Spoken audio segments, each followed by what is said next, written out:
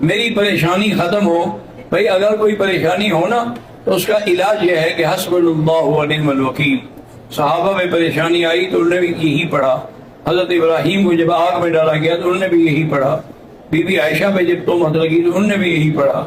یہ کلمہ ایسا جامع معنی کامل ہے کہ علماء نے باقاعدہ کتابیں لکھی ہیں القول الجلیل فی شان حسبنا اللہ و نعم الوکیل. وہ مکمل پڑھو تو اچھی بات ہے، زیادہ ثواب ہے. یہ جو گھڑیاں لگی ہوئی ہیں ان پر جب اشراق کا لفظ لکھا جاتا ہے تو مانا ہوتا ہے سورج کا نکلنا. وہ نماز کا وقت نہیں ہوتا، نماز کا وقت اس کے 20 منٹ کے بعد ہوتا ہے.